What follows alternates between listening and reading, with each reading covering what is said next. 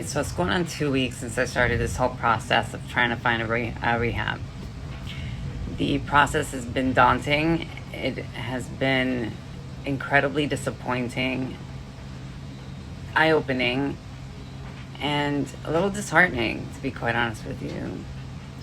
Now, some of you may be wondering why I'm complaining. I mean, it's a rehab, right? It's not supposed to be a vacation, but at the same time, there's a lot of money being paid here, upwards to $40,000 or more. So why can't I have an experience that's going to be safe and comfortable for me at the same time? I don't understand why I'm being sent to places that literally are one step outside of prison. I have questioned my safety in a lot of these places. As you know, I am a transsexual woman, and so I'm not asking for special treatment, but unfortunately, I'm not asking for the red carpet, I'm not asking for, special privileges. All I'm asking for is for me to be safe and for myself to be comfortable, just like everyone else. So in the state of Florida, I'm not sure about other states, but in the state of Florida, I'm under the impression that it's required that transsexual women, so male to female women, are housed by themselves as opposed to being housed with men or with women. Now, there have been some places that I've encountered here in Florida that want to house me with the men, which doesn't make sense either because I look way more female than I do male.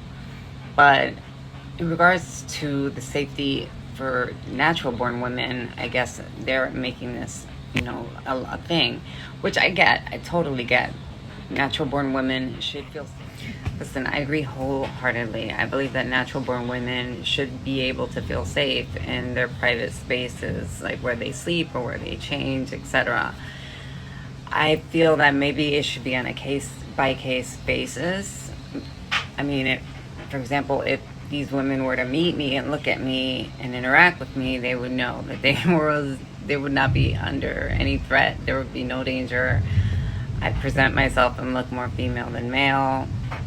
I act and live as a female. I'm not, I'm attracted to men, but I get it. In order for the government to be safe and cover its tracks, at the same time protect women, natural born women, from trans predators that do exist, because they do exist. I mean, you can't pretend that they don't. Some people try to act like, oh, they're trans. Because unfortunately, there are some sick people out there, and there are some sick people that claim to be trans and try to gain access to children and to women by using their private spaces and just hiding behind this umbrella of being trans, and therefore they are no threat. I mean, anybody on the planet can be a threat to someone else. Just because you're trans doesn't mean that you cannot be a threat to someone or a predator. There are plenty of predators that happen to identify as being trans. Although I must say that there are more heterosexual white males that are predators, and they claim not to be. What? I got lost there, sorry. I'm so tired and so overwhelmed with this whole thing. I guess what I'm trying to say is, being trans is a very unique thing. It's like 1% of the population that's actually trans, go figure. In the recent years, there's been a huge growth in people identifying as trans, but a lot of it, in my opinion, is being based on the wrong reasons. You have people like myself that suffer from gender dysphoria, that have never felt right in their body and have always felt like they were just given the wrong gender at birth, that they were born into the wrong body, and therefore we deal with a tremendous amount of anxiety and self-loathing and depression regarding the way we view ourselves in the world and how the world sees us. Now, these people is what I call legit trans people, because we have a mental disorder, and I know some people are going to get upset by me calling gender dysphoria a mental disorder, but let's face it, that's exactly what gender dysphoria is. It is a mental dysfunction, a mental disorder, because if we were normal, we would not have this issue. If transsexuals and transgender people were normal, they would not be transsexual or transgender. They would be comfortable in their own body, comfortable in their own skin. Unless you have gender dysphoria, you will not be able to relate to the level of discomfort, unease, self-loathing that we deal with as trans people. You know, it's something that has gone wrong in the wiring in our brains, and scientists don't know if it happens at birth or before birth, or if it happens sometimes as we're growing up. But all I know is that I've always felt this way my entire life, and it's never gone away. And at 48 years old, I'm finally living as a trans person.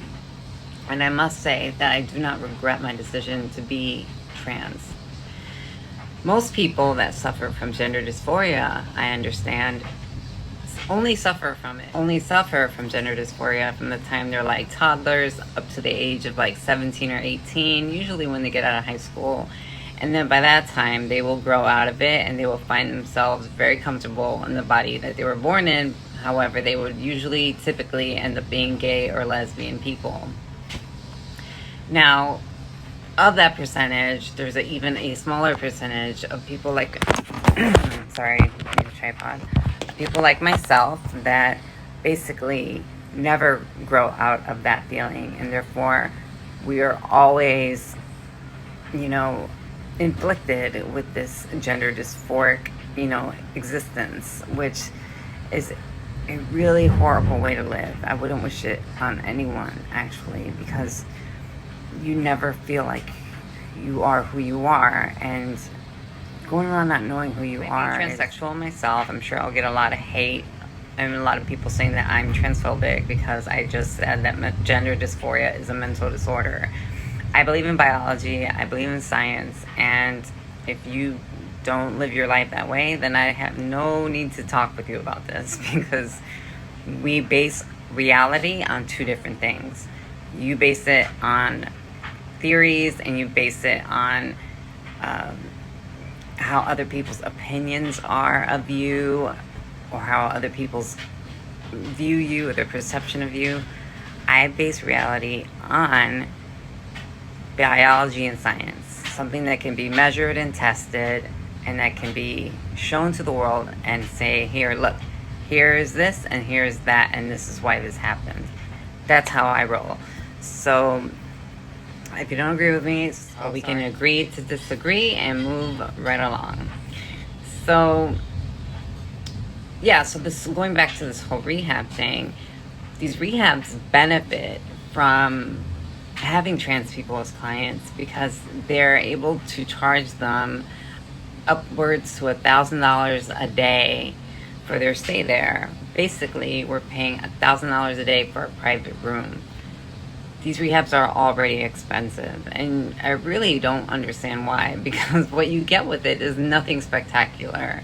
You get some paperwork that are made from printouts. You get a folder. Sometimes they give you a shirt and a pair of like jogging pants or something. Some people will offer you a coffee mug, and then you have to pay for the staffing and all of the people involved in keeping you protected, safe, and educated while you're there in that process. I get all of that. I understand there's a huge overhead when it regards, you know, rehabilitation centers. However, when you have the numbers of patients being anywhere from 60 to 200 people in one facility, don't you think that cost should start to go down a little bit? Don't you think so? That's a lot of money, boo. A lot of money. And you don't really get much with it. Some places offer you food. It's usually just frozen shit that they heat up for you. And some places they will, you know, get you to shop, you know, at the grocery store for yourself. I mean, each place is different, but I still don't see the reason why it's so expensive. It's like college tuition for like 28 days. I mean, come on now. But it is what it is, and this is something that I have to deal with if I choose to go to rehab. Which in the beginning I felt like I was being forced to go, but now I'm actually looking forward to go because I want to get the hell out of Dodge, and I want to just like fix my life so I can move on and learn to stand on my own 2 feet successfully and not be dependent on any chemicals and not make any bad choices that I've been making while under the influence either. So at this point, I'm even comfortable with being housed with the men. I don't even care. As long as they're not going to rape me or something, then I'm totally fine with that. You know, or abuse me in some other way. You know, that's my fear. You know, is to be like abused by these men in their home. You know, in the dorm or whatever it is they will be staying with. So I'm just gonna run with it, and whatever opens up, and whoever is able to take me in their facility without extracting another exorbitant, I can't say that word. I keep trying to say that word. I cannot say that word. A lot of money, y'all. Without, you know, taking a lot more money from me just because I'm trans. Wardrobe malfunction. Then I'll be okay with it. Yeah. There's just been a lot going on. I've been indoors all day, and I went out to meet my mom earlier and get some prescriptions because I haven't had my hormones in 2 weeks. Because the very first rehab I went to 2 weeks ago, excuse me, gas, they actually kept my hormones. They kept them. Then I got more hormones, and then another one, the third one that I went to, they actually destroyed my hormones because they were opened already when I got there, and so therefore they needed to be destroyed. I'm like, you couldn't just hold them for me and give them to me when I left the facility. Did you have to destroy them? It's a lot of fucking money, you know. And I find that a lot of these rehabs take a lot of liberties. And so what I'm going to do next is I'm going to go through each rehab and tell you how one was worse than the other, and I'm going to critique them and give them a rating. If you find that interesting, then stay tuned for the next video. I think it's going to be interesting. Hopefully it will be. If not, anyway, thanks so much for listening, you guys. I feel so much better now. I was able to vent, and I will talk to you in the next video, which will be just a few minutes from now, hopefully. Bye.